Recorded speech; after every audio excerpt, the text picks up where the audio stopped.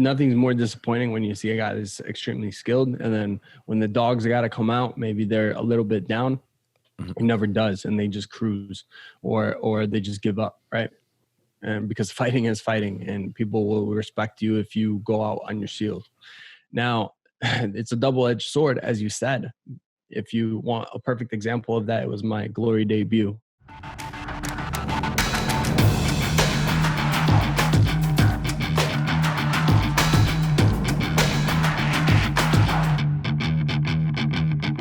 I'm Don Heatrick, and welcome to another episode of the Science of Building Champions podcast, where I chat with top-level fighters and coaches and dive into their stories to discover what makes champions.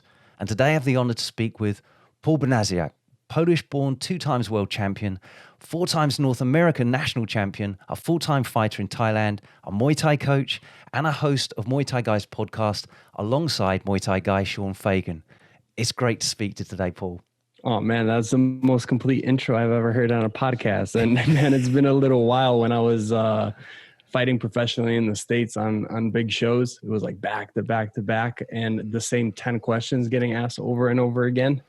And I never thought I'd miss going back on a podcast show, but since I'm hosting my own, so it's actually a surprise to be excited. I'm very excited. Oh, thank you. I hope it lives up to your expectation there. And you say about being a complete intro there. I actually felt like I had to cut that down because there's so many different things you do that I felt like, well, I've got to draw a line somewhere. That'll do. That'll give us the flavor, and then you can kind of fill in the blanks. But I'm keen to unpack even just some of your experience, because you've done so many different things, and to get up to date with you. But to start off with, as I always do on these podcasts, I'd love to know more about how your Muay Thai adventure really began. So originally hailing from Poland, how did you start out in Muay Thai? Oh boy. Everyone has like this specific moment where they fell into it, and I guess I kind of do too, but I think it was a gradual evolution. I've always really enjoyed solo sports. When I was growing up, my parents kind of put me in everything. I played football a little bit, American football. I would go back to Poland and do soccer camps in the summer. So they forced me to, be back with my home culture every summer when I was in elementary and middle school. And I would play goalie there. And then when I got back home, at some point in middle school, I became more of, I just wanted to be solo, and I wanted all the risk and reward to be completely based on me. And I got into skateboarding, snowboarding. When I first turned 18, I got into riding super sport bikes. Right. So things that definitely were adrenaline based, had high risk, but also the reward and the rush was extremely high. So I think that also that type of personality also can turn towards fighting.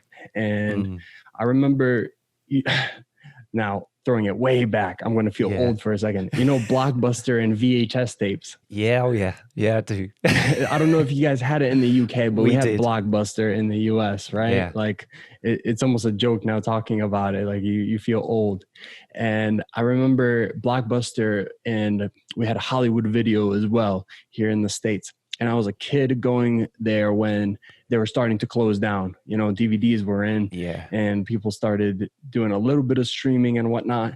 And I remember getting this DVD on sale when they were closing down, and it was King of the Cage. And I believe it was Buzz Rutan's King of the Cage, the original one. I think that was in 1999, right? Right. So I bought it later. It was maybe like 99 cents. It was before I really had any money in my pocket. Maybe my parents gave me a couple dollars for candy, and I ended up buying the King of the Cage. And this is wild. This is so crazy.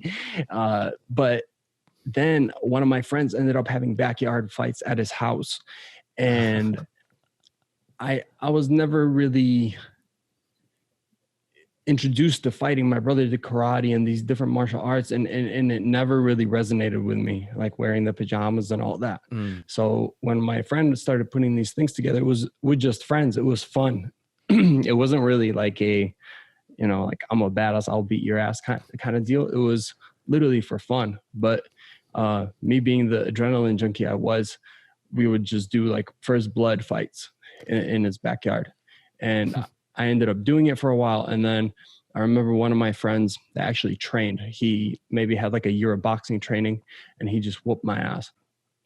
Yeah. So I went up to him afterwards, as often the story goes, and asked him, teach me, like, how do you do that? He ended up bringing me to a garage. There was a guy that trained under a Sityodtong school, and funny enough, he was my coach, and he ended up fighting Sean Fagan, who is one of my, good friends now. Yeah. And I was training for 6 weeks in a garage. First day in, Shark Tank. Second day in, Shark Tank. Third day in, Shark Tank. That's what I thought fighting was. Right. And just getting my ass whooped pretty much for 6 weeks. And they go, all right, you're pretty tough, my man. You're ready. I go, oh, okay. That's how it is. This is before social media. I couldn't see like what other schools really did it as. And I had no other perception. I just thought like, oh, okay, we train in a garage. We go in and we spar for an hour every day and learn a couple techniques. And after 6 weeks, I had my first fight. My coach fought on the same card, and he ended up fighting Sean Fagan at the time. Right. Transitioning from skateboarding and snowboarding, I would always film. So then I started to log my journey as a fighter. And that's how, at the time, Muay Thai athlete, and now what is Muay Thai technician, became my blog and channel and YouTube channel, and everything that I did that was like entertainment based. I was slinging DVDs in high school, selling, like literally recording on a camcorder, editing on my TV, cutting the clips, until I finally got a computer to do it. I started in 5th grade with tapes. So then by the time I was in high school, I was selling DVDs. I would go to Staples and print things onto a DVD and end up slinging them in school, like 45-minute long full clips. I put together a skate team, and we had these full edits. So that was a pretty easy transition into fighting and blogging about it, and kind of posting the journey up, which is like what everyone does now. Yeah, it's the natural evolution now. But did that start then with the kind of mindset that this was to share it with other people, or was it more like, I'm actually recording this for my own reference to perhaps go back to a review, or what was your mind behind that? That's a good question, because I think it's a bit of both. You watch these movies and like, man, that life becomes impossible. You're like, oh man, that's just a dream, And me, I just wanted to log my own progress and be able to watch myself back. I'm an extremely critical person when it comes to self, and I feel like I learn a lot. So when I would skateboard, I would film all these things, and I can see what I'm doing wrong, what I'm doing right. So the same thing came to fighting. I know a lot of people have a hard time with it. They're like, oh, I don't want to see myself. And, because I get embarrassed, I think my hands are up and they're not. I'm like, yeah, that's the point. Like you get to correct the mistakes while you're in the gym. You can self-correct and really teach yourself if other people aren't doing it for you. And, you can become a lot more self-reliant that way. And I a lot of people don't think that way, but I think sometimes if you are more self-reliant rather than relying on other coaches or people to tell you what to do, then, you never really have to depend or blame anyone else but yourself. Yeah. Yeah. Do you know what? That's something I've really noticed. I mean, I think it's sort of character traits as well, isn't it? And I've always been very much the same. Like if someone is willing to critique me, I'm happy to take that, because it's something I'm doing wrong that I wasn't aware of, that I'd prefer to correct sooner rather than later before it gets really banked in. And it's a hard job to get rid of it. But I almost think back to, like you using video to do this. I think that's one of the best ways to do it as well. Because I mean, historically, the old martial arts gyms and everything, it was a mirror, wasn't it? So you got all these people doing their techniques and kind of looking at the mirror as they're doing it, and it messes you up. Rather than just do it, don't be aware of any of that, and just review the footage afterwards. You get that honest, clean look at what you're doing. You're like, oh, hang on. When I'm getting tired, this happens as well. And, the difference from the start of the session to the end of the session, all this sort of stuff. I think video is a really, really great tool for doing that. Like you say, if you've got And that facial attitude. expressions as well. Like Yeah. you can see what type of reads you're giving. You can see what type of physical messages that you're sending to your opponent, what you're sending to your trainer, and why they maybe are taking it harder on you rather than keeping a more composed, stoic composure. And I see that in myself. I see in other people. Maybe they don't watch it back, because I see people over the years. I'm like, man, like your technique has gotten better, but the composure is staying the same. You're showing the weakness, and then you're inviting the shark in. Yeah. Yeah.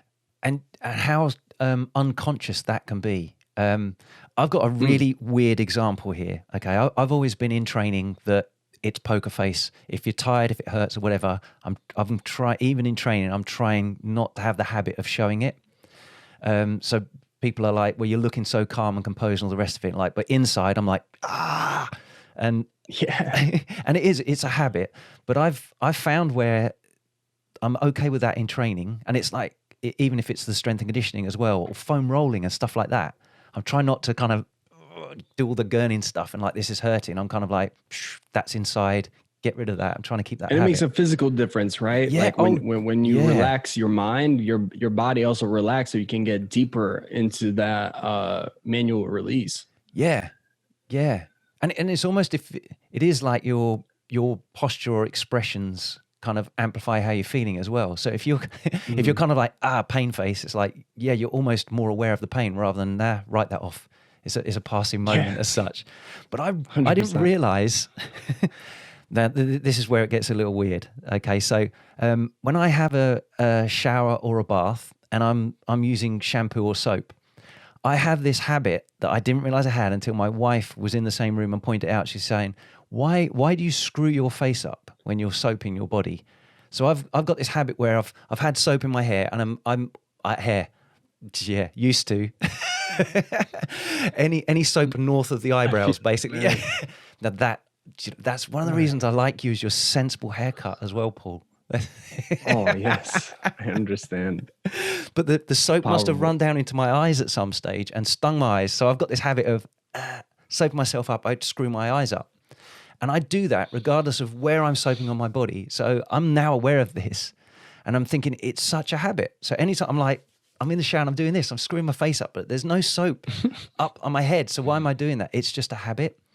And my wife pointed it out, and now I'm acutely aware of it.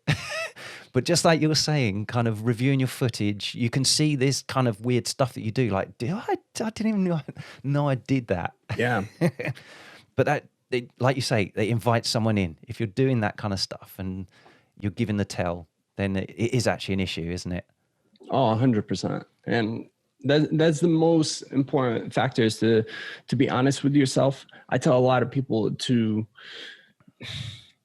you have to be honest, but you can't depreciate the value that you already hold. Meaning that I know a lot of guys are hard on themselves and it's detrimental, while other guys are able to take that critique and just, I can be even better. Like I hold the value that I hold. I've been able to be, I've had success with certain things. It doesn't mean that I'm perfect, but it means that there is still room for improvement. And just because it's been shown that I need room for improvement and I do need to improve, it doesn't mean I'm any less valuable, right? And I feel like I've gotten in that state where I lost a few fights in a row after a really long winning streak. This happens to fighters all the time, right? Like they go for a long winning streak, they feel invincible. They feel untouchable, and that's how I felt. It was like just a drag race the second that I turned pro, and after going undefeated for so long, for a number of years and 17 fights, and then having that losing streak, it's almost like I lost the value that I already had as I was making changes, and now I really do my best to tell others that if you are getting into that, like don't devalue yourself. Like just because you have a room for improvement doesn't take away any of the things you've already worked on, you've already accomplished and were successful at, or you have talent in. Yeah. And it's I always look at the fights as as a test and an appropriate test. So if you're undefeated, it's kind of like, I'm not yet getting an appropriate level of test. And it's once you you need to be failing every now and then to really find to what you need to change under the microscope. Then while it's all plain sailing, there isn't that critique coming back, is there? But a loss is like, well, loads of critique here I can work with, something to build on. 100%. To be honest, I felt like I did it to myself. I feel like, I don't know what it is about fighters. I never understood it, because when I was coming up, I would tell myself, why would you do that? Why would you self-sabotage? And people talk about that when it comes to actors and comics and anyone that sees any type of success. Like, why does that sabotage come? And man, that's a question I've asked myself many times and come to many different answers. And I don't know if it was the fact that maybe I found out that world titles aren't all that they're shaped up to be, and there's more meaning rather than having a belt around your waist. You know, my first loss as a professional was for the Lion Fight world title against a fighter that's still undefeated, and his loss, his beaten another 8 guys and finished most of them. And I feel like still to date, that was the hardest fight yet. And I was fresh. I had less than a year of experience. And a lot of these guys are, you know, true vets, like 10 years plus as pros. He himself was fighting MMA and training under Mark Delagrati, doing serious Muay Thai for, when I was an amateur, I was sparring and learning from him. Right. So, yeah, I had to really sit back and like figure out why I did that to myself. You know, it doesn't mean like I would win the fight, but I definitely felt like I went into the fight not wanting to win the way that I always wanted to win. Yeah, that's interesting. So the kind of self-sabotage you're talking about there is not necessarily a longer term sabotage in how you're preparing for the fight, but more what you did to yourself psychologically on the day. Yeah. I always train hard, and that is something that's been embedded in me since I was a kid, since I was growing up in Poland and having to immigrate to the States and having a mother that is a perfectionist, making sure that, you know, like these are opportunities you've been given, you've been blessed with. People back home in your family don't have these same opportunities. Take them, hold them, and make something of it. Otherwise, you're wasting that. Like, for the people that don't have the opportunity. And I actually had a moment with a similar speech when I fought for Team USA in the Worlds in 2015. Rami Ibrahim is from Pennsylvania, is a big Muay Thai personality on the East Coast. He has a ton of great fighters. And I remember a number of us won the gold medal, myself included, 2 of them. And he stopped all of us and he said, you know, there's fighters in the Middle East. There's fighters that I know, you know, from my home country that would kill for an opportunity to lose here. And yeah, they would kill for an opportunity to even lose here, just to have an opportunity to step in here and to have an opportunity to fight for a world championship, to represent their country. And they can't. And you guys are here and you had the opportunity. Many of you fulfilled it. And like, this is just where it starts. You know, being a champion is not just, you know, getting that medal around your neck, but it's like what you do with it, how you act from now on, and how grateful you are for even having the opportunity. Like these other kids could have come in here and taken it from you, but they don't even have it. So be grateful. Yeah. It's such a learning opportunity, those kind of competitions like that, world championships. I know for me personally, as an amateur doing that as well, that once I had that opportunity to fight on the national team and got there and had multiple fights until you lost, all that was such a massive learning experience, both personally for me as a fighter, but also just observing how all the different coaches prepped fighters and, you know, cherry picking bits and pieces that work better for you or not, and experimenting with your setup.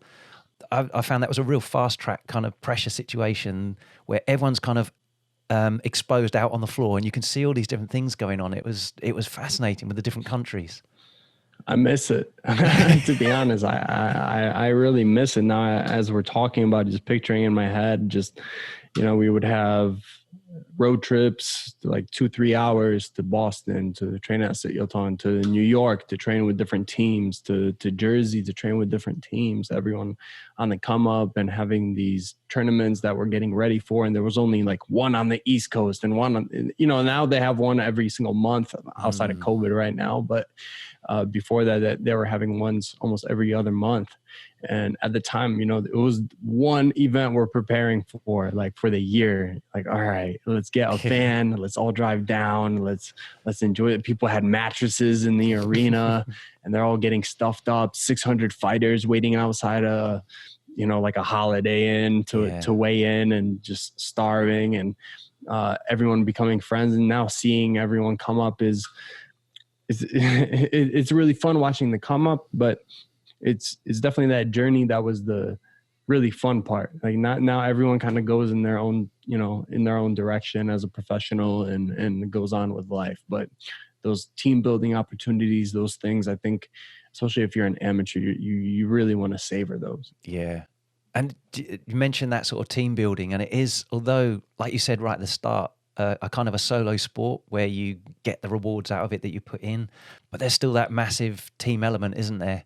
Let alone even if you're not competing in a national team like that, it's just with your corner team and coaches and all that kind of stuff as well. It's that nice little hybrid, I think, isn't it, of the best of the team aspect, but the best of the solo aspect as well. That's why I love it. That's why I love the sport, and I wouldn't trade it for anything, because I just, it's like when you do those team projects at school and you feel like you're putting in 80% of the work, and then everybody gets a grade because of your work, or you can be lazy as fuck and then get an A. And how good does that feel? Like knowing that. So, the lows are super low, but the highs are extremely high, and they're 100% worth it. Yeah. It really does. I think it makes you learn about yourself massively. There isn't anywhere to hide, is there? Not just on fight day, but in all the work that goes ahead of that as well. I think it's a fascinating process. It's personally why I think Muay Thai's drawn me in. Is it's not just the physical and the technical and tactical aspects and all the rest of it. It's actually what it's held the mirror up to me, that you'd sort of think, I will behave a certain way in this situation. And I don't think there's much more of a pressured situation than there is in a full contact Muay Thai fight, where everyone's watching and there's been a build up for months potentially to it. It allows you to see what's going on. Yeah, it's ruthless truth telling, because you get inside and everything is uncovered. You're very susceptible, and everyone's watching, and everyone has an opinion of how they would take that certain situation at will. And especially when you're watching from the seat in the arena or from your couch at home, flipping the channels, and you have an opinion. But it's a lot different when you're in that POV, and those knuckles are coming straight at your face and you're going to your left. You're not watching it from that angle from the side. Like you're watching that come straight at your eyeballs, right? Yeah. And you feel it in your loins, and you're trying to visualize it before you walk out, and the anticipation of it, and trying to anticipate movements while you're setting up your own. You have to be present in the moment, but you have to adapt as well. Like you have to use high IQ, and then find the rhythm with everything that you've trained and prepared for, and all these different things. It's really ruthless, because I've seen guys that are extremely talented in the gym, and then they go out there and then none of it comes out in the fight. So it's like, if you put in 10 hours and you get paid $8 an hour, you get $80. Like in fighting, you can put in those 10 hours and you can get nothing out of it come fight day. If your mind just doesn't flip that switch, like everything has to be checked off. And in my experience, I've seen guys that don't have certain things checked off, but they can come on fight day and they can perform. Like for me, I've never been extremely talented. I guess the one talent I've always had is some guys got to be taught toughness. Some people say like you can teach it. Some people say you can't. I think you can forge it, especially throughout life. Maybe not living a soft life, but if you put yourself in those challenging situations, I think you can forge it. But if you never put me through a hard workout and you let me train for 10 years and just taught me the skills, and then that hard time came, I would show up, you know, and I would put in the fight, and I would go out on my shield 10 years later without ever being put in that situation. So I guess that you can call that a talent, but when you're a professional, it doesn't matter. Nobody cares how tough you are. It's, you know, they're going to take you out if the skill's not there. Yeah, definitely. And I find that kind of toughness is also personally a bit of a double-edged sword, in that it's great 100%. during the fight, but sometimes it means you do push a little bit too much in training and do a little bit of a self-destruct. I know I've personally done that, where I've been like, yeah, I can feel something's coming on. There's an injury or something waiting to pop. And I've been like, crack on, I'm going to finish what I was doing. And then I've actually injured something that's then, rather than being like a day or two rest and I'm back in full form, it's like now it's months. And it's like, it's just because I'm a stubborn idiot again that's great in the fight. That's exactly what I should do in the fight, but not in every training session. Yeah, I mean, nothing's more disappointing when you see a guy that's extremely skilled, and then when the dogs got to come out, maybe they're a little bit down. It never does, and they just cruise, or they just give up, right? And because fighting is fighting, and people will respect you if you go out on your shield. Now, it's a double-edged sword, as you said. If you want a perfect example of that, it was my Glory debut. And, you know, I took a fight on 6 days notice. I fought Ivan Galaz. It was, I remember seeing the UFC fight. You can go on UFC Fight Pass right now if you're listening and just watch this fight. If you want a perfect example of how to lose a fight that you won 2 minutes and 50 whatever seconds of in each round. Right. It's an amazing example of that. So if you have UFC Fight Pass, go to Glory. 48. Glory 48. I'll put a link into Madison. that. Yeah, it's a Glory Madison Square Garden. On 6 days notice, they called me to fight this Chilean that fought Alex Pereira and a number of Glory fighters, even at heavyweight. And I went up in weight to be able to fight him on 6 days. I blew my knee out stretching behind the curtain as they called my name out. Oh, really? I popped it back. Yeah, I popped it back in. So if you do that lunge stretch, picturing yourself doing a side lunge, and then you kind of go ass to heel. I was ass to heel. I was getting more flexible. And then I pushed my elbow on the inside of my knee, and then it just snapped. it just dislocated. Uh-oh. And, you know, I've had issues with cartilage in the past, but this time it was actually it was a double tear in the meniscus and a tear in the in a strain in the MCL and a strain in my vastus lateralis. And I jumped the second it happened, it slid, it popped. I jumped, I like teeped with my leg to snap it back in, and it snapped. And then Reaper Banasiak, and they opened the curtains. Here we go, baby. And didn't affect much, but if you watch the fight, you'll see a pretty skillfully dominant first round, dominant second round, hurting him, going 2 minutes, 50 seconds. You hear the tap, tap, tap. 10 seconds left in the second round. I land a knee to the head earlier in the round that cuts across from his nose up his eyebrow. Yeah. And I love knees, and Glory. It's these things like what we said mentally. If there's a little glitch, right? And I had a little glitch because I remember being in the team meeting, and I'm like, okay, I'm a Thai boxer. I'm here in Glory, but I can put things together. You know, I was a Golden Glove finalist as a boxer, as an amateur. I can put these things together really quick. I went to a kickboxing gym for 2 days to get ready, and then there was that glitch because we had a meeting in the back, and the guys in Glory, this is every show I've done for Glory Kickboxing, they go, if you clinch, if you throw a knee, disconnect, keep the combinations going. And nobody came here to pay and buy a ticket to see anyone clinching. Everyone wants to see you put combinations together, be aggressive, put on a show, blah, blah, yada, yada, yada. Yeah. Right? So is that perfect example of like doing more when you don't have to. Like it's very apparent. I'm winning 2 minutes and 55 seconds of the round. And at that point, you're going to go, okay, I'm going to take this win on this round. Instead, it was like more, I need more, like, you know, like dominate more. And still being an early professional, I overcommit to the knee because the first knee cut. So if I go harder, it'll cut even harder, right? Even deeper. And I go for the harder shot and I pull his guard so hard that I swing my arms like really low and overhand while I'm on one leg. Yeah. You know, kind of questionable knockdown. I pop right back up, shaking my head no, but you know, in glory it's automatic 10-8 and they count knockouts above winning rounds. Yeah. So split decision win over to the Chilean based on that one punch. Yeah. Despite getting up, despite everything else, it doesn't matter. You know, you got to take the responsibility of that little glitch and fix that. Yeah.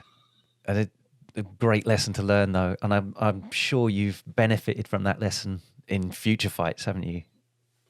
Oh, like not even myself, but when I teach now, I have experience to bring into it. You know, like coaches would tell me like, oh, knee and just swing down, like for more power, for more hip. And, but why not go high reward with the lowest amount of risk? Why not stab, utilize the opponent's guard where you're pulling it down, but you can still protect yourself at the same time. Like where you're in positions where the risk is really low, the reward is still high. Perhaps you get 10% less on it, but the reward is higher. You know, much with like strength and conditioning, like you're not hitting your maxes every time you're going to the gym. You know, like you do a little bit less to gain a little bit more. Yeah. Yeah. You know, it's something, I was talking with Tony Myers on the previous podcast. Actually, we were talking about the maximum power because he's doing some research on actually measuring rear technique strikes of kicks, punches, and knees and elbows.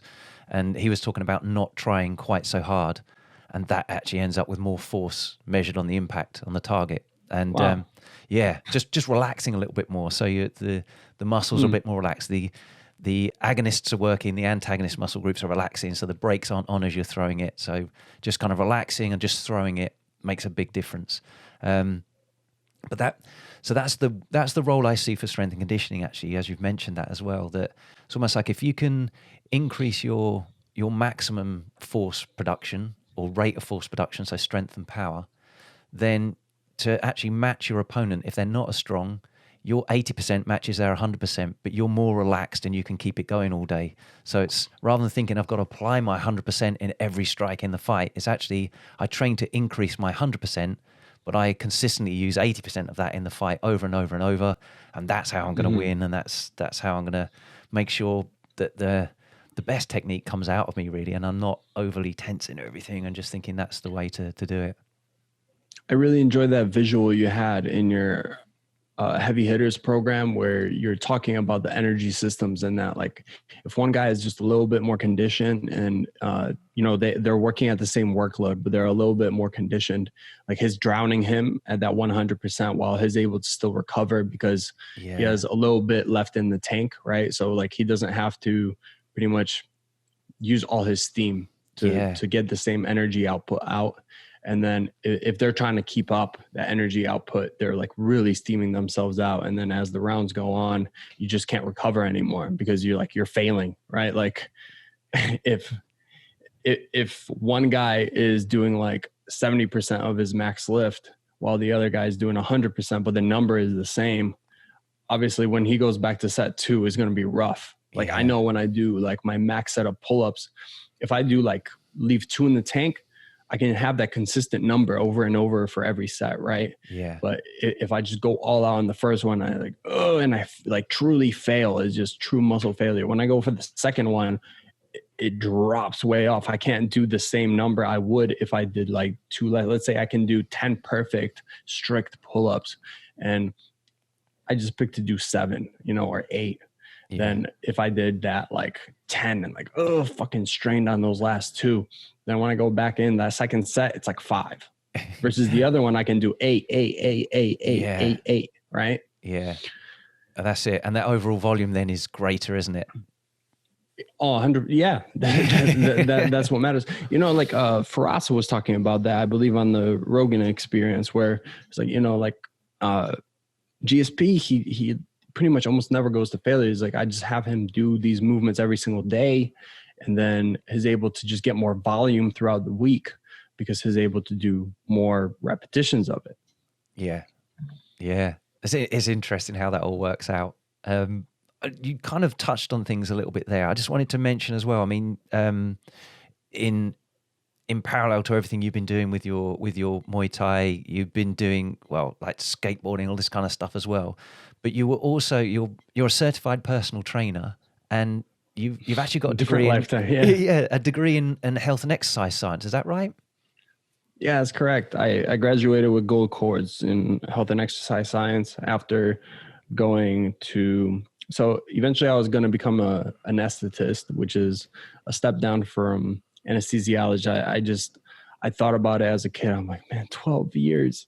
I always hated school. And even though I graduated with high honors, I went into, could have gotten into any college, but I chose community college because I knew that my parents can afford it and we can get through it, rather than, you know, when you do things and it's almost like you want to sell it short and you want to complete it so you can get it out of the way, knowing that you're going to go on to do different things with your life. It was almost like that. Like, I knew we can afford community college, and I know I can make my parents proud, show them my potential to go on to do what I want to do, and to do it at the lowest cost possible by going through that.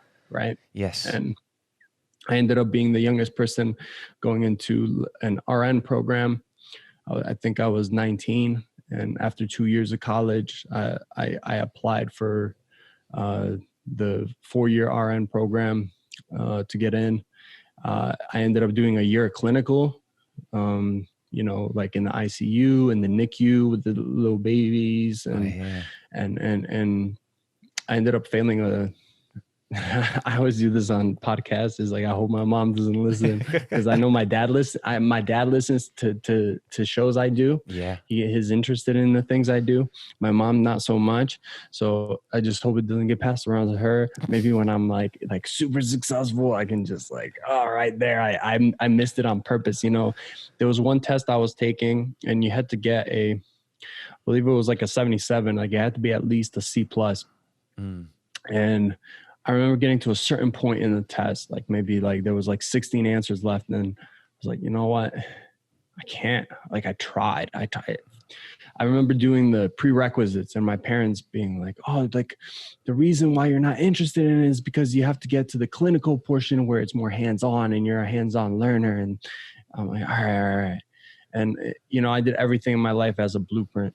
And you know, all the skateboarding, snowboarding, my parents hated all that stuff. But because I was a good boy, you know, I got straight A's and I did everything I was supposed to do. I came home on time. I didn't do drugs, get in trouble with the police that they knew about. You know, things, there was trust there. So when that test came, I don't know. At one point I just said, I can't. And I think I just circled the same answer over and over, like B, B, B, B, B, B, or like A, B, C, A, B, C, A, B, C, A, B, C type of thing. And I remember it was like the supervisor of the whole program brought me in, and she's like, Paul, you missed this by like, it was a fraction of 1 point. It was like, so I needed to round up to 77, and it was like 76.3. So it couldn't round up. Yes. Yeah. And she was like, you know, like we can do something here to, you know, like she pretty much tried to help me out to like get an extra point in the program to be able to like move forward. And I felt like the biggest weight off my chest the second she said, like, you missed it by a fraction of a point. And when she said that, I was like, man, like there's no way I can keep doing this. So once she started giving me these outs and like helping me, I remember being like, I know what you're trying to do. I know you're trying to help me. Please just, if my parents try to talk to you, anything like this happens, like I'm done. Right. And I wanted to do what I love. So I just transferred to a health and exercise science program. I had a ton of credits already, like very similar things like anatomy and biology and human biology. So a lot of these credits transferred. Within the 2 years I graduated with that, I got my National Academy of Sports Medicine certification. I did a few specializations. I did an internship doing like group fitness, worked with moms, grandmas, and, all the above. And, is a little bit of a different lifetime ago, but went through that whole process before I left it all and packed it up and moved to Thailand. Yeah. And so speaking of Thailand, you're now in Phuket, aren't you? Is it Powerhouse in Phuket you're training at now? Yep. Yeah. That's because you move to different gyms and different stages, don't you, of your training? This is home right now. Right. For a very long time, it's so hard finding that balance. I feel like MMA's got it down where guys can form like a true camp and do it as real athletes. And I don't feel like that's happening in Muay Thai. Maybe there's just not enough money in it. And back home, guys that are coaches and they have their gyms, a lot of times it's part-time. Like they have a full-time job and then they teach at night, and then the class ends up being a 1-hour class. Then maybe you get a little pad work with your coach. And, after training in Thailand 5-6 hours a day and seeing changes on a weekly basis versus the changes that you see, just doing something 1 hour a day, it's more of a hobby. It was just so hard going back home. Right. But then again, being in Thailand, I was a sponsored fighter. I did, what you're supposed to do. I don't think many guys really do anymore. A lot of gyms are more commercialized now, but I lived in a fan room with a bunk bed with a 16-year-old kid sleeping above me for almost half a year. And I wasn't allowed to miss training. I could get kicked out if I do. I can't miss a single run. Whether I had fever, staph infections, I'm in the cold shower with a fan in my room. I remember like my laptop frying because of how hot it is and humid. My MacBook, my camera fogged all inside. Like I couldn't keep any of my equipment in the room anymore because it would just get so hot, and like the fan didn't do anything. Like we have a bunk bed, so we would have it halfway to be fair to each other. We would have it halfway so nobody's getting it. And I skill wise, it was an amazing experience, especially being under like a golden era legend who Namsak Noi was. But at the end of the day, I ended up being like skinny fat and taking a ton of injuries at the end that haunted me for a number of years. So like this 6-month process like debilitated my body for a long time. Right. And I was performing and trying to perform with these injuries and impingements, where now that's the reason why I'm here. That's the reason why I'm at Powerhouse, because they're in the middle. Like everything's kind of a religion to people. Like I feel like Muay Thai even becomes a religion. There's these like extreme traditionalists, and then there's these like super new school guys. Like, that's old school, man. Like you got to do sauna and massage and this, and like they're not doing the core training. Yeah. And then there's the opposite, where it's the traditionalists and they're doing nothing new for like that. Like they don't welcome anything. It's just zero open-mindedness. And I'm in the middle. And I feel like it's helped me, what I said before, like growing up in Poland and growing up in the States. It's just two completely different cultures. Like one is like always looking at other people. One is like always looking just at yourself type of deal, like being more selfish like Americans are type of thing. And like finding like this middle ground, like, okay, like what you said earlier, like cherry picking a little bit from like each one to see what works. And me having traveled around the world and felt like, okay, this works, this, this doesn't work. Like this is really good. Like there's guys that really take that strength and conditioning and the new school stuff like way too far, where they're not doing the core work, where, you know, you see guys like Sanchai, he doesn't train and he beats these Brazilians with a 12 pack that are shredded and fucking strong. They're animals, and they just can't touch him because the fundamentals aren't there. Yeah. You know, and then you also see the opposite, where it's just super old school and you're a big guy and you're in this cookie cutter program that these short guys are, and you're not really improving that way, and you're just like breaking your body down. You're not using the same style, the same approach, the same energy systems. And like I've seen people here that are here for 5 years and they're not really improving themselves. So Powerhouse is kind of in the middle, where they're very, their focus, there's actual instruction. It's not just like cardio pads and like going for 5 rounds to get tired and to sweat. Yeah. And more of a focus on skill and being able to have a bit of recovery. And when you say, oh, I'm going to lift, it's not looked at with like a side eye, like, hey, you should be just focusing on running more, run more. Like that's the answer to everything, right? Like you're sick, run more. Oh, your knee hurts, run more. Yeah.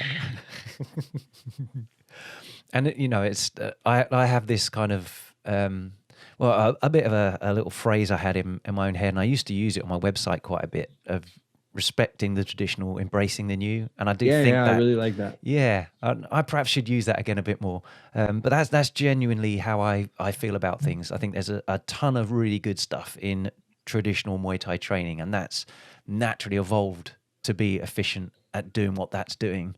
But then there's also bits that just haven't been touched or approached before, that are gaps that can be brought up by using new methods, if you like, that aren't the traditional way, just because those tools or that knowledge wasn't about when that's been forged.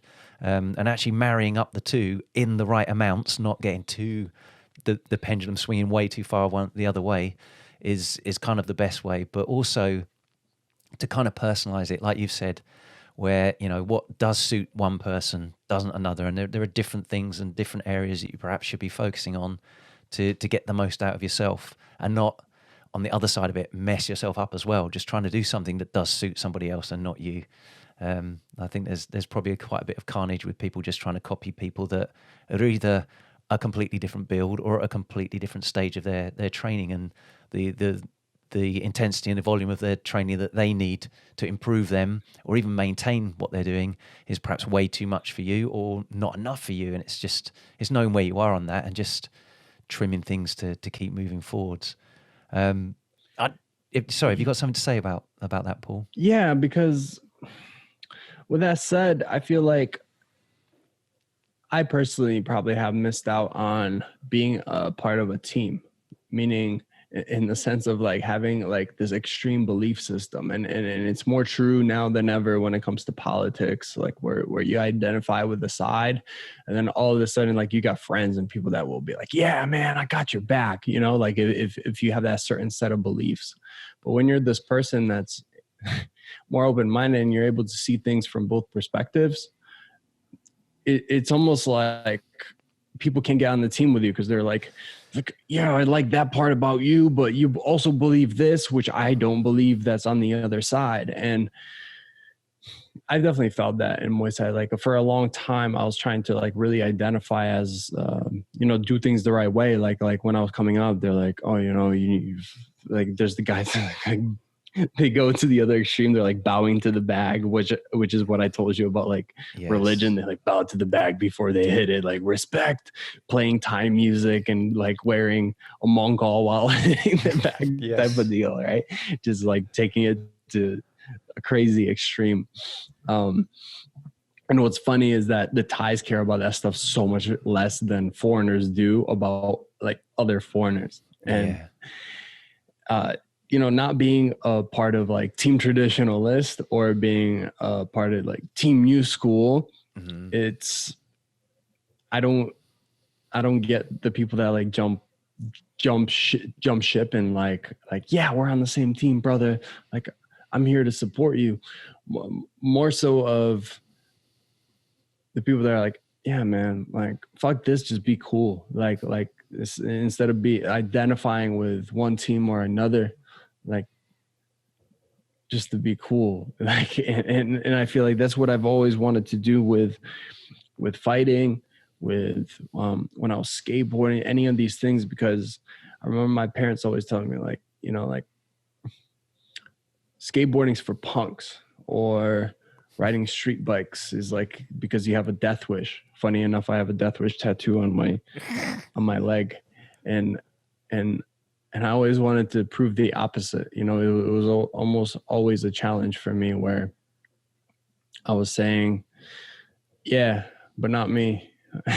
Like, I'm not one of those. I know a ton of guys that are just meatheads. I know a ton of guys that don't educate themselves, you know, and they just rely on the physical portion. And unfortunately, like, the best in the world, they encompass everything. You know, they encompass like true, genuine spirit and love for the game, but they also know how to like play and finagle with the business side of things. And they also like look at the entire landscape of how to shape it when it comes to like the mental, the physical, the strength and conditioning, the skill part, and then also like how to help others and how to do it right.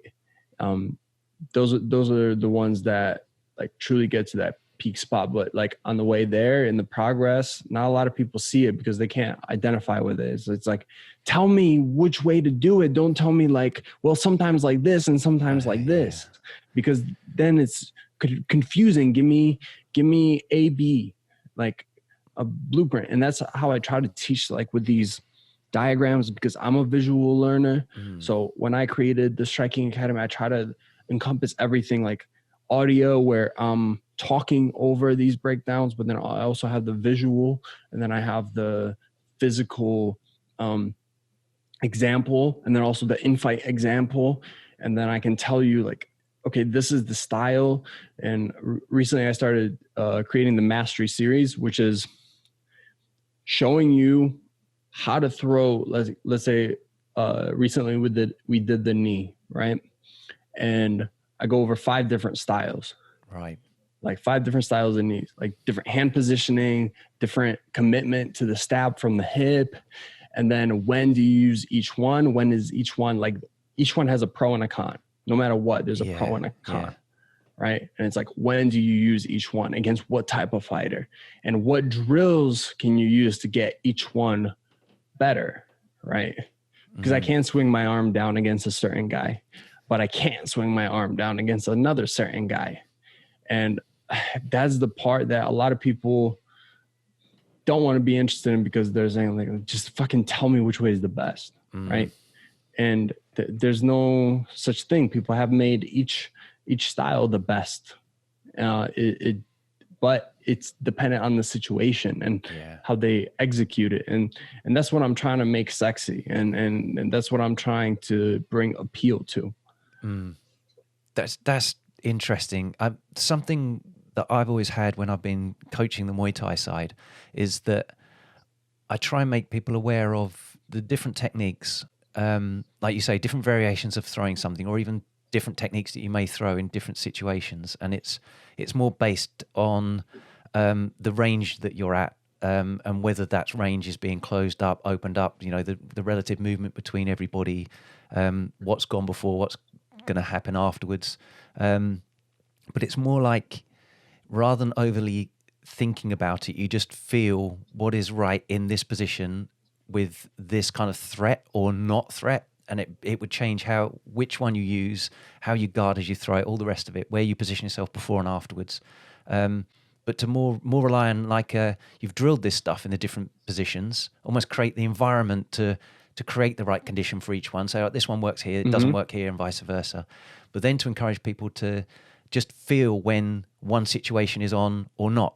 And then the instinctive one comes out. So you don't have to think about it too much. Just like, oh, this one's on, bang, I threw that one. It's like, oh, I didn't even think I was going to do that. It happened almost by accident. And that's that kind of flow, that the stuff that works and that stops people and knocks them out, and it's almost like you accidentally hurt them just because you flowed into something that fitted that situation. And like you say, there's a massive variation of those situations. That's exactly why I wanted to try and play with different styles as I was coming up, especially as an amateur, and then different fighting styles as I was pro, meaning whatever different type of fight or setup there could be to the fight or different style matchup, I try to take, because especially when you turn pro, you don't get to play with things as much. And especially if you reach those top promotions. So I fought Muay Thai, I fought kickboxing, I fought glory kickboxing, and like K1 style. When I was in the Worlds, I took both K1 style and full rules Muay Thai. Right. Funny enough, I think I lucked out because I fought the Dutch fighter in Muay Thai, and then I fought like a Muay Thai stylist in kickboxing. And then in the pros, same thing. I went straight from lion fight to glory to being in Thailand, where things are scored like entirely different than even Muay Thai in the United States. And then just being able to adapt rather than being like, well, this scoring way is bullshit, or this one is the right way. Just having more perspective where it's like, okay, all right, we in New York. Okay, this is how we're doing it. Oh, this is the sanctioning body. Okay, we're just being aggressive. Yeah. Okay, we're in Thailand. They score more the stees and style and the body kicks and the knees and control and composure and all these different things. Like that's what we need to focus on here, and then being able to flip that switch, and you can't do that unless you have the experience of having been there. Like at the beginning of this year, I went from fighting, I fought like a modified kickboxing fight in Thailand. Then I fought a Muay Thai fight 5 rounds. Then I fought a Muay Thai fight 3 rounds. And then I went to Cambodia and I fought a 1 round Kun Khmer KO only 9-minute round. Oh, nice. That's interesting. It's like, what is that? You know, like just to figure out like, how do we pace this? How do we, like, do you go for the knockout early and just get it over with? Do you break the guy down over time? Is there enough time? And the only way you can figure it out is by going in there and doing it. So, and then you can pass that on to others, right? Like to have the example to speak from. I know a lot of people have examples that they speak from, and even things that I haven't taught. And then I'm like, oh, that doesn't really make sense to me.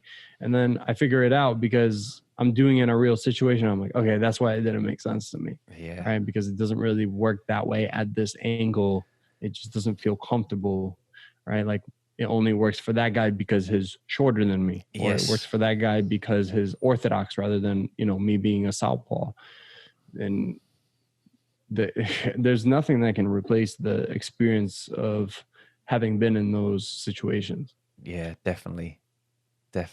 It's you started out with the skateboarding and the bikes and the snowboarding, that kind of stuff, and transitioned over to Muay Thai. But I'm interested to know why that happened, why Muay Thai, why you left behind those other adrenaline activities, if you like, and what you appreciate about Muay Thai at the start that drew you in.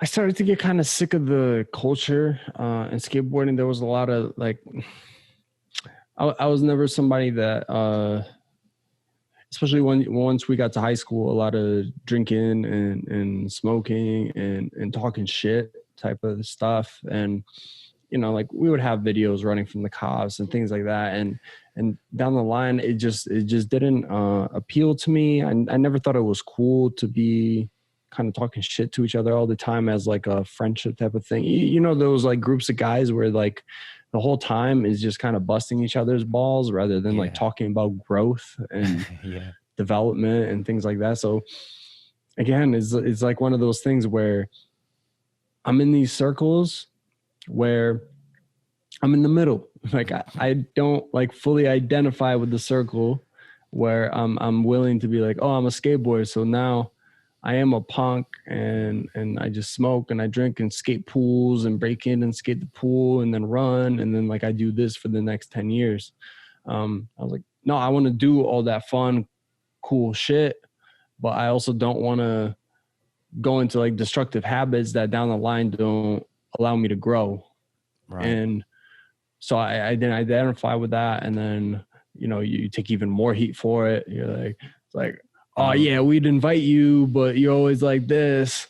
And then trying to make you feel that way. And I was like, down the line, it was funny because in high school, I was a skateboarder, but I would hang out with like the preppy kids too. I mostly dated like the preppy girls. But I wasn't really like friends with the preppy guys. I was friends with the skateboarder guys because I thought those guys were douchebags. But I liked the fact that they had a little bit of like discipline and their parents cared about them, like trying to be an intellectual at the same time. I'm like, man, how do I fuse all this together? And I think we have all these thoughts in our heads, and then we you know, some people allow things to happen to them. And some people just make certain choices in their lives that lead them to become, you know, what they picture in their mind. And I feel like that's what I did. You know, I ended up going to that gym. I left skateboarding, that whole entire kind of culture behind. And it's like, it was a completely different life. I don't talk, I don't hang out with any of the people I used to hang out with. It was you know, I'm still like, it's not like, oh, I don't like them, I don't like that style or whatever it may be. It's just like, it just wasn't me anymore. I'm a different person. You know, people try to think like you identify as one thing, and then that's what you're going to be for the rest of your life. Man, we have so many choices, especially now. Like you have access to anything. So like anything in the world, any person in the world to take example from. Like, you know, before, if you were in your hometown, no one else fought. And it's like, all of a sudden, it's like, all right, what opportunity do I have? But now you can find a group that connects with you. You can find people that you can relate with. At the time, I didn't have that. So I found it, you know, like I found it in a garage from like 30 minutes away in a gym. and, you know, they didn't care whether it was, you know, you step in the gym and you work hard.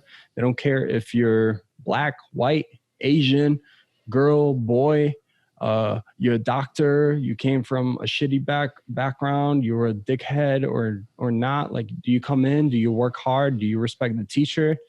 And are you willing to learn? And man, that's as simple as I wanted to keep it. And me loving that and having like a focus and a thing that you try to perfect but never can, that's also productive and good for your health and challenges you and forces you to grow. I think over the years, that's exactly what became what I fell in love with. And it's a tool, it's a vehicle to succeed in other things. Yeah. I think when you find something that aligns with ultimately, like you're mentioning identity and all that kind of side of things, your core values, you know, when things cheers. You know, when things are actually aligning with what you deem important or feel right to you. And it's almost like your fur's being rubbed up the wrong way when even some of those core values are there, but others aren't. I've definitely found that. Mm-hmm. I've moved away from things that I'm just like, no, this just doesn't fit me. It doesn't feel right. It's making me unhappy, this part of it. And when you find something that marries up all of your core values, that's magic. It's great when people do that. And it's great, I think, when it's the physical types that find something like Muay Thai where there is the respect to it as well. And it's not all just people shouting each other down and massive egos all the time. I found that really refreshing. Yeah. You know, that's what I like at the end of the day with this is you don't have to talk much if you don't want to. You know, like it rewards every personality. Like you might get a little bit of extra value to you if you are entertaining and you do enjoy talking out loud and letting people know your thoughts and confidence and whatever you feel inside or don't. Some guys don't, and they still speak up on it. But also if you are the quiet type and that's how you want to keep it, you know, at the end of the day, everybody sees what happens inside the ring. Everyone sees whether you show up to the gym and how often you do that. And that's where you build the respect between the people. And that's what I just said. Nobody cares what color you are, what height, what this, what that. It's just at the end of the day, like show up, you do the work. And I feel like over the years, I've also built up another double-edged sword, which is having a really good work ethic. And it's almost like I'm always challenged. I don't know how David Goggins does it, because he must have people like every single day being like, motherfucker, I bet you can't do this though. You know, like everyone wants the guy that's never been beat to be beat, and like somebody to like solve that puzzle, right? Yeah. So like you have this unbreakable man. It's like, oh, I can think of something to break you, like, you know, and you get every guy that can't even go out and run a mile without stopping and heaving, telling you what you can't do, and taking it as a challenge, and possibly having physical repercussions because of it, or mental repercussions because of it. Like I've done it a ton of times where like I put work and financials to the side, like just to be a hard motherfucker. Like, and I would have injuries. Like I said, like I popped my knee before the fight, and then I went out and fought. Like there's been situations like that where I've been in the gym and done similar things, and just to be like, man, the last two guys that did this, you know, they kind of walked away, and then I never saw them again, or they walked away, and I heard trainers talking about them behind their back, and it's like, I'm not going to be the one to be talked about like that. And then 2 months down the line, 2 years down the line, I'm like, damn, it's still fucked up, huh? And it's affecting how I'm performing and these things. So yeah, that double-edged sword, that's like every personality, isn't it? Like, no matter what you are, if you're too nice, maybe people take advantage of you being too nice. If you're too hard, maybe you don't make as many friends. Like everything has its pros and cons, just like the styles that we talked about, right? Like coming from full circle. Yeah, there's no such thing as the perfect approach, is it? There's strengths and weaknesses to everything. It's interesting to kind of take that on board. I'm interested as well to know, you know, how your appreciation for Muay Thai has changed now, because there's been a lot of training since you started out in that Sityodtong garage there. What do you appreciate about Muay Thai now that you perhaps didn't right at the start? Wow, I don't know. I've never been asked that. That's you know, in the past, I want to say year and a half, I began forming who I am inside the ring, and inside training, and all my performances. Meaning, you know, you start out, you watch these legends, you try to mimic the movements of those that did it the best, and certain things don't mesh well. Like I always enjoyed the aesthetic style of Dutch kickboxers, like being in your face and fighting, and that's won me some fans, but it didn't always win me new brain cells. And so I had to take a different approach, because I'm tall and I'm a southpaw, and for a long time I didn't like the way that tall guys fought. They fought extremely safe with a jab and a teep, and they would score their way with the body kicks, and then just like, you know, get their hand raised and walk away. And, you know, no one ever talked about it again. And I was never that guy. It was never part of my personality. It's probably why I resonated here with Powerhouse, because Eddie is one of the fighters here, and I don't know how familiar you are with him or his style. He's an Aussie fighter and champion, and he's a very in-your-face fighter, despite being almost as tall as me, being a lankier guy, and he enjoys himself a fight. And him doing that, and me seeing like there's other guys that think the same way I do, but then wanting to change, I think it also helped to be able to talk it with somebody that is in my exact position. Like, hey man, we're both tall, we both like to fight, but we pay for it a lot. Right? Like for the entertainment value, we pay for it a lot. And he looked at me and he was like, man, even if I like to do this, doesn't mean you don't got to do this shit. It's like, you're really good at, you know, sticking with certain things and being annoying with these long weapons. And there's still a way to be entertaining and mold the style. So that's the appreciation I found in the past, I want to say year and a half or 2 years, which led me to you, which led me to finding my talents and actually utilizing them rather than trying to mimic others and mimic certain styles that I find appealing, and finding a style that's both appealing to me, but also complements my body type and my talents, rather than working against my talents just to do what I would want to watch on TV, like, but still become something that, you know, like I'm proud of and I want to watch back and enjoy and be like, look at this. This is what I built. This is the art piece that I created. This is my brush. And this is what I've been working on. Here's the masterpiece. That's the appreciation I think I found. And also having been in the spot to fight for the title and finding out that like, it ain't all that. I think it's taught me appreciation for why I do this now. You know, earlier on, I did a video about this on my channel and I posted it on Instagram. Me and Sean talk about how our whys have changed over time. Like, you got to ask yourself that question when you first start out, when you're an amateur, when you find some success, when you find some failure, for sure, you start asking yourself, why do I do this? And now down the line, having kind of experienced all of it, sitting down and asking why, it's finding the freedom that comes with doing this sport. And I could never picture myself living in Thailand full time and being able to choose whether I go out to eat tonight. Do I train tonight? Do I get ready for a fight? Do I want to fly back home?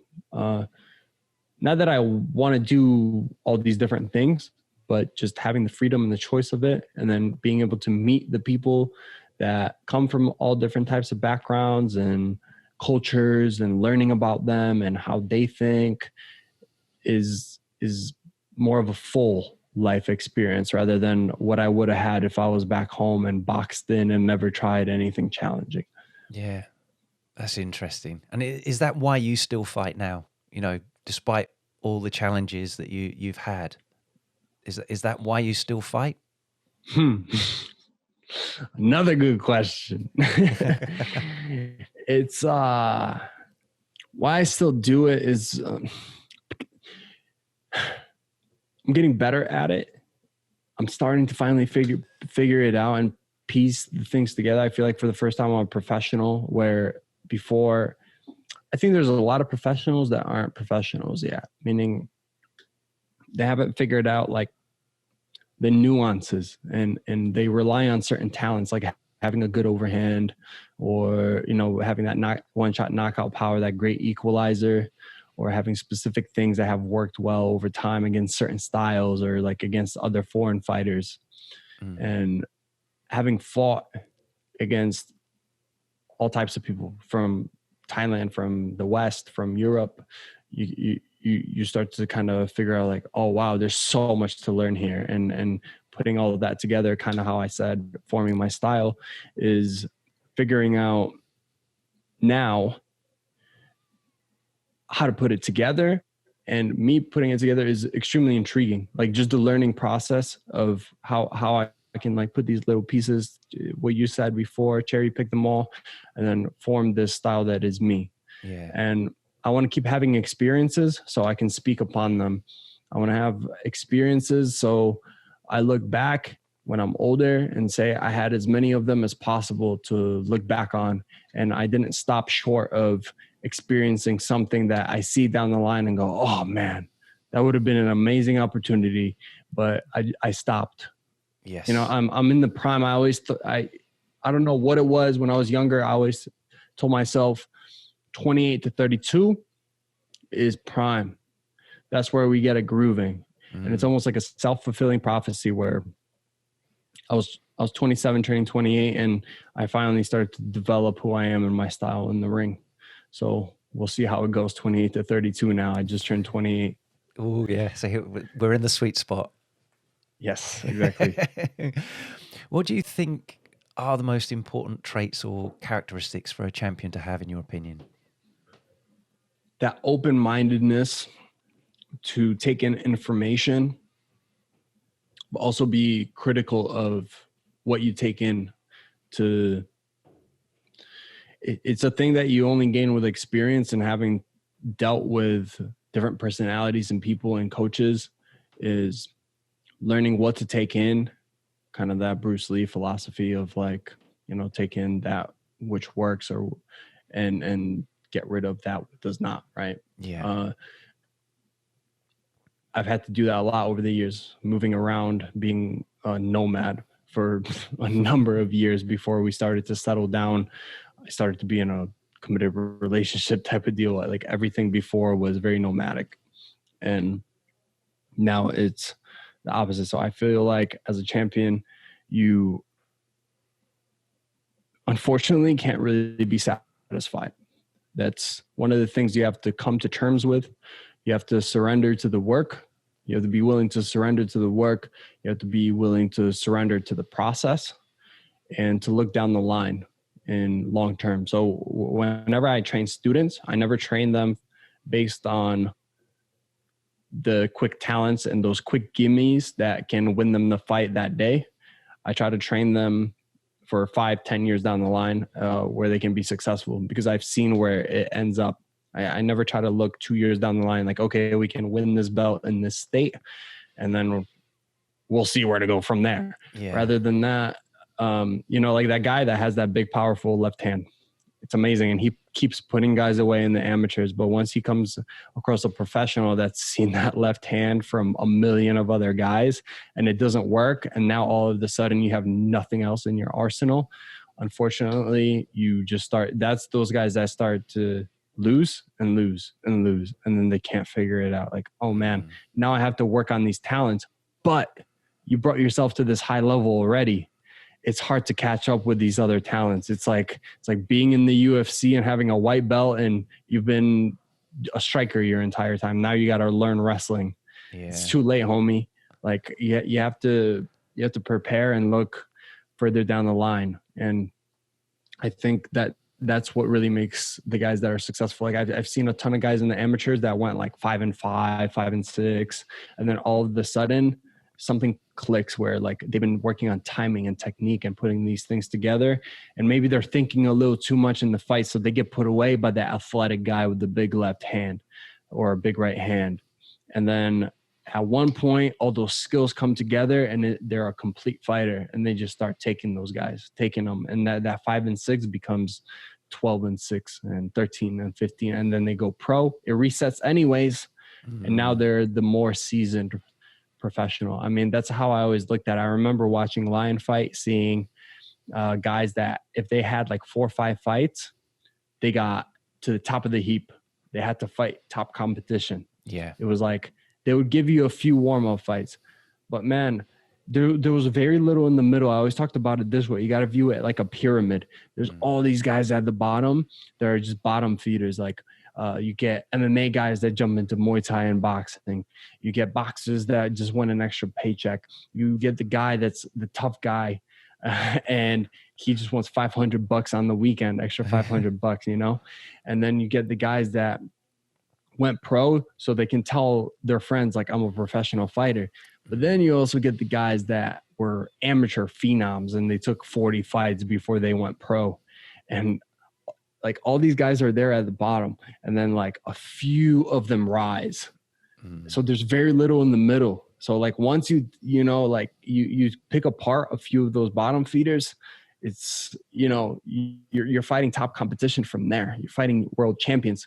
So you have to not only look at, oh, when I turn pro, can I rock with these guys that are 4-0 or, you know, 2-2?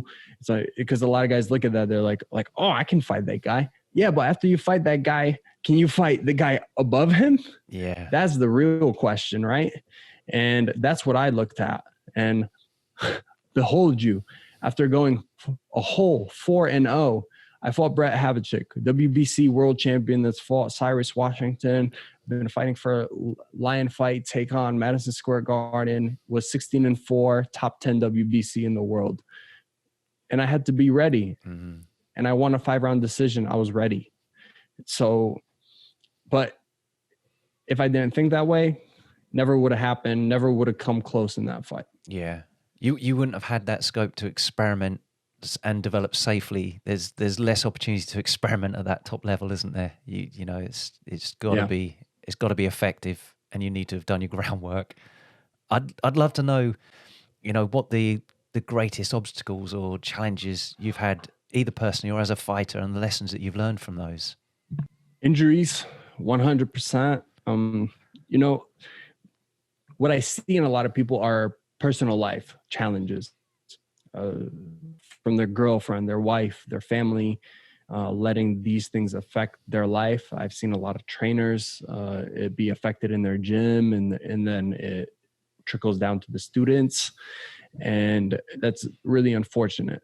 But for myself, I saw those mistakes and I learned from them by watching others. When it came to injuries, not so much so. I didn't have too many experiences watching other guys derail their careers from breaking things or injuring them. And so I had to learn the hard way. I was never extremely mobile. I really broke my body down skateboarding, snowboarding for all those years.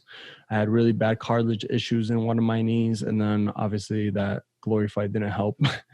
Yeah. And within that year, to give you perspective, this was the lowest low. So imagine going 17-0. In 2015, I went 10-0. I fell on top of the world. My last fight, I was 9-0. I just came back from Spain.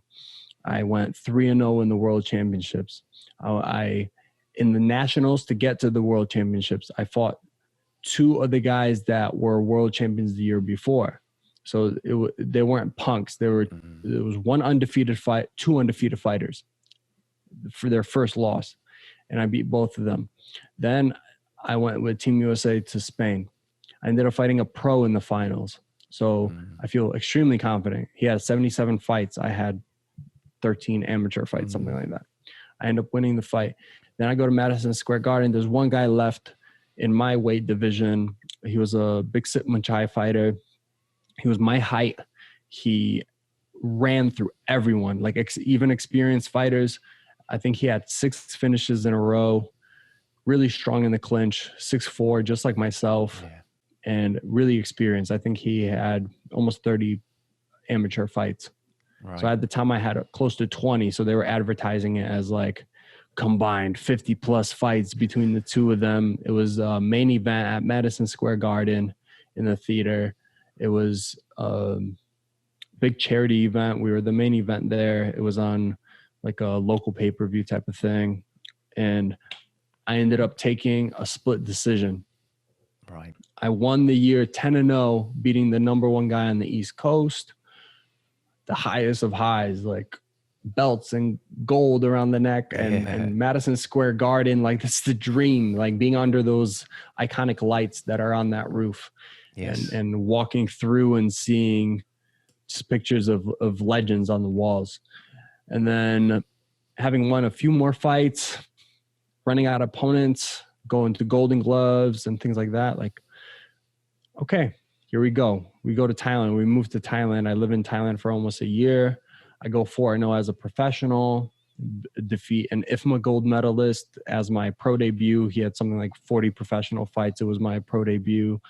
Feel unstoppable, 17-0, go to Lion Fight, win another fight against a WBC champion. So it's not just a flash in a pan. And then once I lost the world title, so again, fast track, it's a sprint. Now you're fighting for the world title, and you're fighting your old teammate. The corner that was in your corner is now in the corner opposite of you, Mark Delagrati, with his Italian accent yelling, "Hey, we know what he's gonna do here. We know what he's gonna do here." Getting in your head and you almost not wanting to be there. It's like, man, 17 fights in a row. I got to lose at some point. And then the self-fulfilling prophecy coming. And then glory calls. Okay, things are still good. It's all gravy, baby. Let's go. And popping the knee, losing that split decision. And then I end up losing 2 more fights to even more subpar competition. So it's like I was just beating world champions.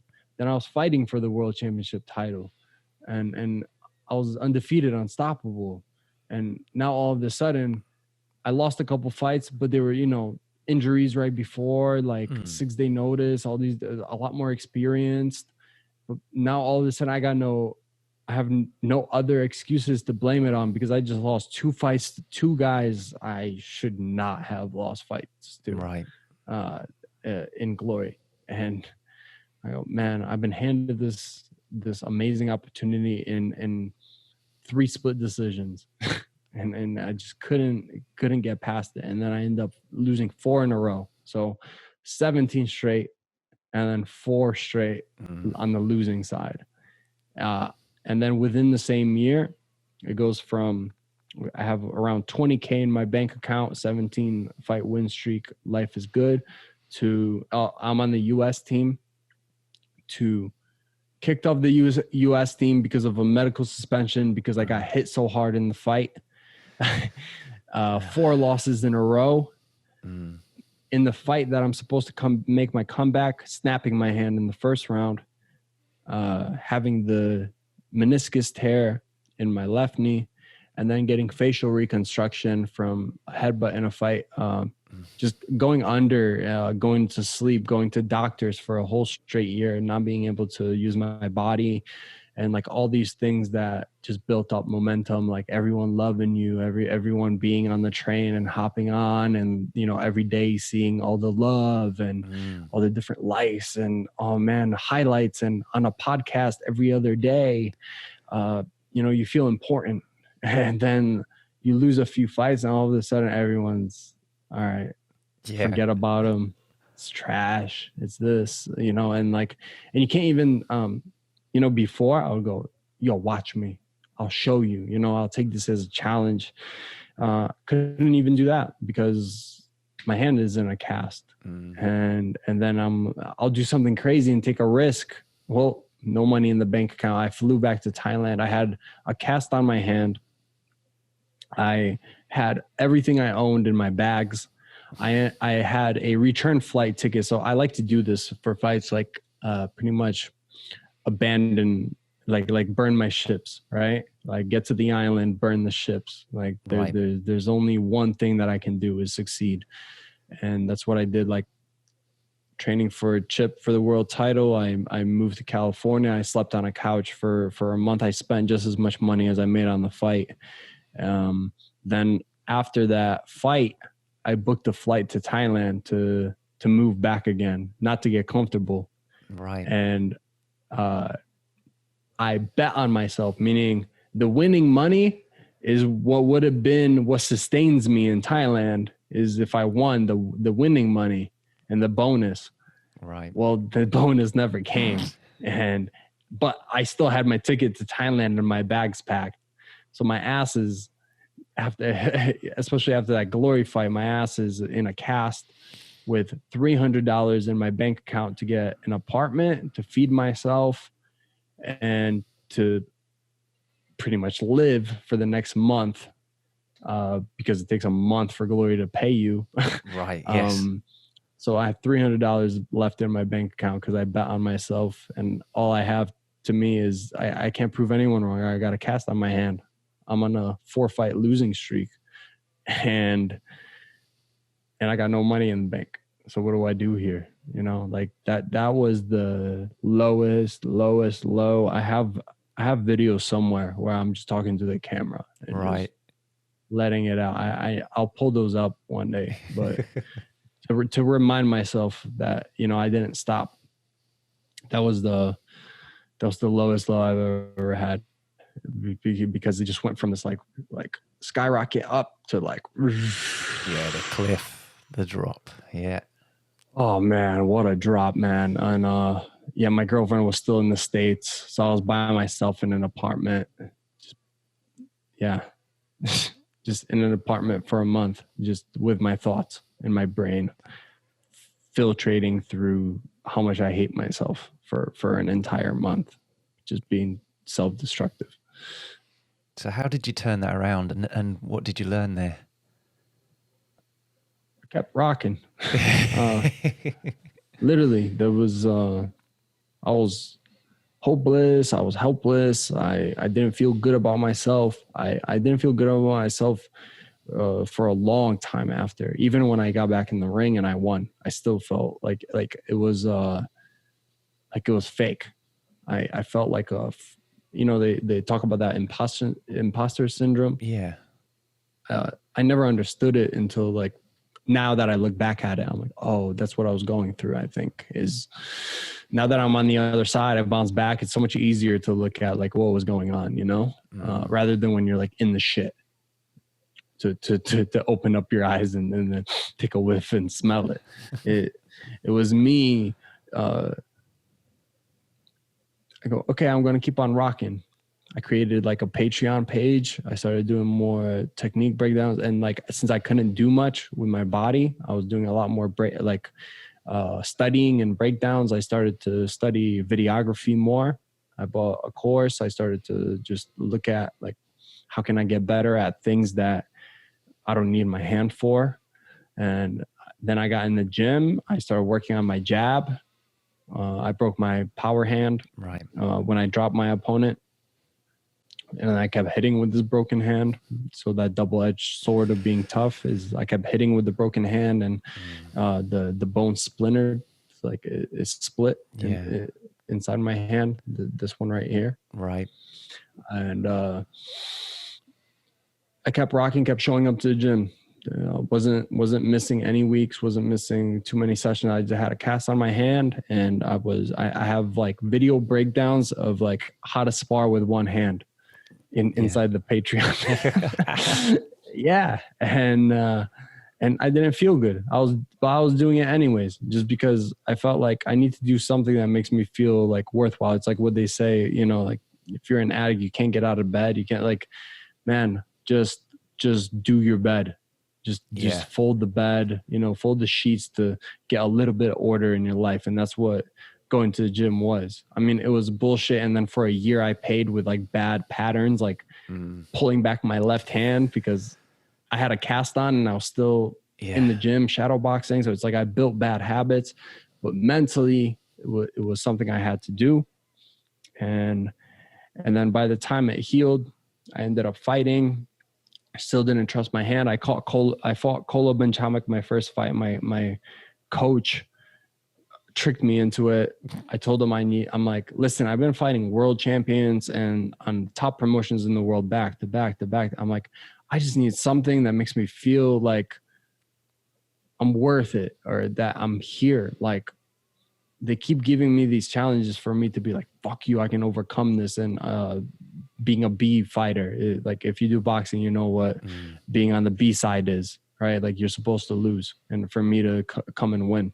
So he was like, oh yeah. They switched the opponent. It's not the Benchamak fighter from Bokau's gym. It's this guy and blah, blah, blah. And then I'm sitting at Chiang Mai Stadium and I'm looking under the stands and I just see these quads that are like if you wanted the anatomy dummy, it was right there. The 12 pack and ties aren't diesel like that. Like no. Not to say Bokau's on anything, but for him to get his traps that big and for him to get that shredded at an older age is questionable. So maybe it's going in. I'm not saying anything again. Observations. Yeah. There's a very strong looking fighter. All right. And I remember being in the fight and literally saying to myself in my brain when I hit things, being like, oh, wow, that worked. There's no way that's going to work again. And then like hitting a low, like, all right, here it goes. Because we're like feeling each other. I'm like, I got to do something. All right, here it goes. Pop, pop, boom. And then it lands. I go,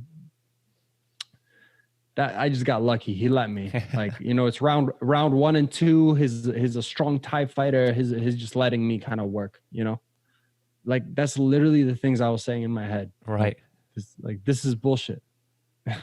Outwardly, it was completely different. How you said, like, in your brain, different things are going on. But inside, that's what I was telling myself. I remember it clear as day. And then I hit a hand trap into a neck. So I hit an elbow that we worked on in training, like blocking the hook, coming in with the elbow. I go, oh, wow. Like coach taught me that. It worked. Cool. And like that got a little excitement in me. It was just exciting to land someone we've been working on the entire training camp. And then I landed pulling down the hand and neck kick. Right. And then it slapped really loud and I can see it wobbled. It wobbled him. I go, oh, I can win. It just, it flashed in my head that there's an option that I can win again. After losing 4 fights straight, it was almost like, I just was like, oh, this is like, this game is fake. Like I'm not supposed to win anymore. Like it's just game over type of deal. But I'm in here. I need to do this to like, I don't know for what reason. Like I just got to keep going and forcing myself into it because sitting at home ain't going to change shit. I have to put myself back in there and take a risk again. Like that's how I got here in the first place, by taking risks. And I hit that head kick and then something flashed and I was like, oh, I can win this fight. I did another hand trap, this time to an elbow, and I knocked him out. Nice. Wow. Okay. And it gave me a little bit to be like, to keep going and go for another fight. But honestly, for another 6 fights or so, it was the same exact thing over and over again. Me thinking like, all right, I caught that lucky shot. It hurt him. And then I had a good finish. It ain't going to happen again. And it ain't going to happen again. And like, after like 6 fights and then winning, I was like, okay, like there's not 6 mistakes in a row, you know, like we're kind of on a roll again and then just believing in myself. And honestly, it was also, people were like reconfirming it for me. Like, you know, I was fighting low, competition was hard, but it wasn't world famous, you know, like it was in the fights before. I feel like it's really hard for guys to like go from the limelight to something that's like a tier below and to feel satisfied from it. But, you know, I was fighting at that level 6 months, 7 months into being a professional. Yeah. So I had a lot to learn. I had a lot to figure out. And I don't know, at some point throughout the process, like there's never a specific day. That's why when I say like keys of a champion is to surrender to the process, that's exactly what I did. I surrendered to the process. Like, listen, I don't feel good about myself. Nothing feels right. You know, my left hand, I'm pulling it back. My technique looks worse than it did before. Like I'm not getting better, but I have to surrender myself to a process and trust it that like once I get out of this and I get over this hump, something will happen again and things will click. You know, fast forward 2 years, last year I fought, before COVID hit, I fought 13 times in 13 months. Yeah. And I lost 1 split decision again in Glory, which didn't feel good, but like I got to walk away from it. Say I lost it on I'll say out loud because there's video footage of it. Is like a fake low blow. I got a point taken away, and then it was a split decision his way. And you can watch that one as well. It's Glory Chicago, Taylor Crawl, Paul Banasiak. Again, you got to learn from those things. It's like, okay, like I gave him leeway in this, or you know, these are the things I could have changed. These are the things I could have done better. And then the fight after that was a lot better. And then the fight after that got a lot better. And then to force myself through that, like I did the opposite. Like I was fighting just a few times a year and I couldn't like develop all these different tricks. Like I knew I had to get better, but fighting at that top level twice a year, it wasn't the same as me going, you know what? My challenge this year is to do 12 months, 12 fights. Yeah. And some months couldn't get a matchup or whatever. So we double up. Right. Do a fight one weekend and then fight again the next weekend to make up for the month that we didn't get. So that's the same thing. Like you see failure, like, oh, you don't go to the gym today. Cool. Punish yourself the next day and do the extra work. My girlfriend, you need to give her love to like, I say punish. Yeah. But you know, she needs just some extra love. It's about building that momentum, isn't it? And it's you kind of you're casting votes for who you think you really are each time you do that stuff. And if you can get training when you don't really want to and you manage to do it, you've succeeded again. And if you have to miss training but you've managed to make it up, you managed to cast that vote again for who you really want to be.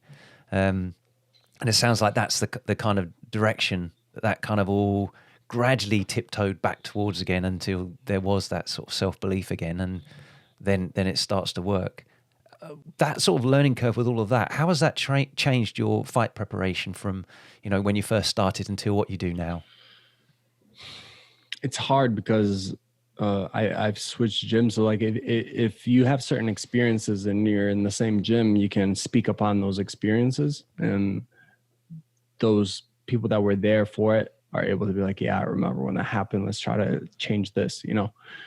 Being at a new gym, you don't get to really speak up on it. People almost like you start fresh every single time. Yeah. You got to prove you're tough. You got to prove this. You got to prove that. Like that you can do the workload. So when I was in Chiang Mai, it was like that. Like we were together for a long time. They didn't get to see the injuries, but they saw me come in with the cast and go into the gym and then fight that many fights in a row. So we got in a good flow, and I was able to have a say in like, okay, I'll do strength conditioning on these days and really focus in on rehab and preventing these things from happening again, and making my body strong. That's how I call it, is just bulletproofing the body. Like the second that I don't do the strength and conditioning work and connect my body and protect these joints, things start to pop up right away. Like these injuries have made me a better fighter. These injuries have made me more flexible, more mobile. I do yoga twice a week. I do rehab work every week. I have a Tim Tam. I have rubber bands in my bag. I have a foam roller and a ball at home. I got all this stuff. And the second that I start to like not be consistent with it, things pop right back up to remind me that, listen, you can go right back to square one if you want. So sometimes I just have to let go of my ego and trying to be the toughest guy in the room to say, shit hurts, and I need to do the strength thing. And it's not like I want to take the session off. I just want, instead of like replace the session with something that I can do that is still beneficial, but that doesn't further injure me. And being here, it's been a pretty good balance when it comes to that.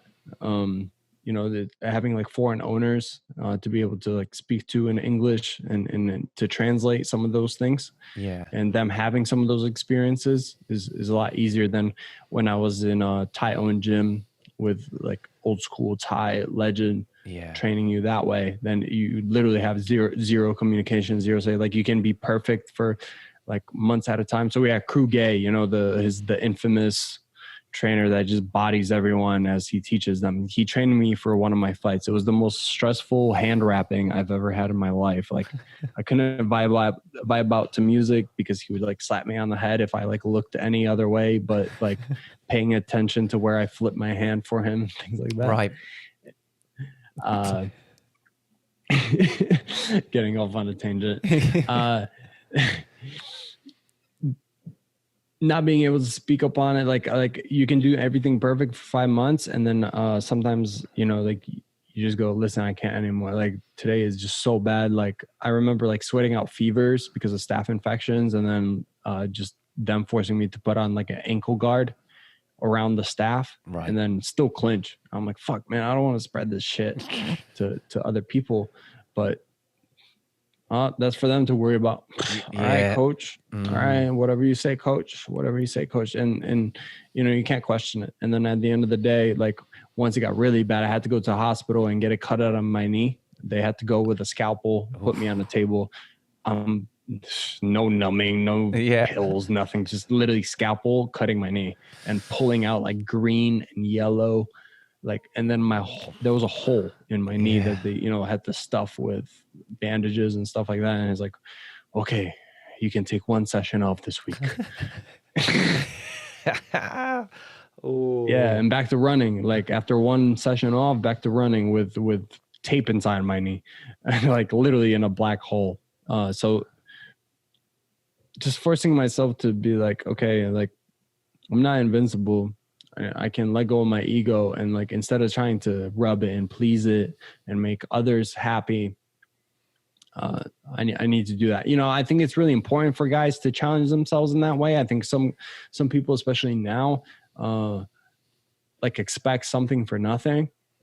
So it's important to put yourself through that. Like I try to have these reminders, because just because I have like bad experiences doing certain things doesn't mean I didn't get growth from it. And it also doesn't mean that like you should shy away from it, because I feel like people like they hear everyone's experiences and then they just are fearful, or they shy away from all those challenges altogether. And then they never have like their moment of growth, you know. But you want to have those things. Yeah. You want those challenges. Is just don't also learn from other people's mistakes, like myself, like not being able to speak up like when it's kind of detrimental to your health. yeah. And it's sometimes hard to do that, isn't it? Like you say, it's My biggest fear is disappointing somebody that I want to respect me, you know, like I really cared about Namsik. I really cared about him as my teacher, and I was really proud to be a sponsor fighter under him and being the only foreign sponsor fighter. right. I wanted for him to be proud. So I would have rather destroyed my knee and destroyed these things and then ended up fighting 3 times in 5 weeks with injuries and a purple shin, rather than having him be disappointed in me. You know, like a friend of mine ended up training there maybe like 6 months later, and I remember he took one session off between like between fights and an extra session, and he came into his room and he woke him up and he's like, "Oh, you're not in training today?" And he's like, "No." He's like, "I really disappointed in you," and he just walked away. And he was like, "Dude, like I was heartbroken for like 2 months after that." I was like, "I swear to God, I was heartbroken for like 2 months." And he went back in at the end of the whole meeting and like, "Did Paul tell you I used to kill him?" So yeah, it's a really hard balance, especially when you really respect someone. But I think especially as you grow up, like things, you have more responsibilities. You got to think about like the overall picture, the whole landscape. Yeah. You got to balance all that stuff up. And it's hard when you feel someone's invested a lot of time in you and you don't want to let them down. It's a good trait to have, but yeah, you got to be careful. You got to be careful. Yeah. Well, finally, Paul, you know, if you were to give just one piece of advice to help someone wants to be as great as they can be, what would that be? Don't sell yourself short. Be open to learning, taking critique, and giving love, but at the same time, just not being a sucker to it. So just finding the nuances in that fine balance of, you know, not being taken advantage of, but also seeing value in yourself. And that applies to everything. Is, you know, like whether you're in a relationship, whether you're at work doing a certain project that you feel like, you know, like you need to get more value from, and others aren't seeing in you, then knowing that you can grow, but keep that value and that self-respect intact. That just because, you know, there's some things wrong or certain things can be better and can be further perfected, doesn't take away from the fact that you have something to offer and that is valuable. Love it. Thank you, Paul. And, you know, we'll end things up there. You've been really generous with your time, mate. I appreciate that. Of course. And best of luck with all your adventures in Phuket and beyond, because I'm sure, you know, still just rolling, aren't you? Yeah, it's been a complete pleasure, man. It was really good chatting and almost venting in a way as well. It was a good therapeutic episode and podcast for sure. You can find out more about Paul and keep up with his adventures at Muay Thai Technician on Instagram. And check out his blog and online striking academy at muaythaitechnician.com/striking academy. You'll find links to these with this episode. And if you found this valuable, please like, subscribe, and share with someone else that they could help too. And give me a podcast review or a comment. I'd love to hear from you. I'll catch you next time.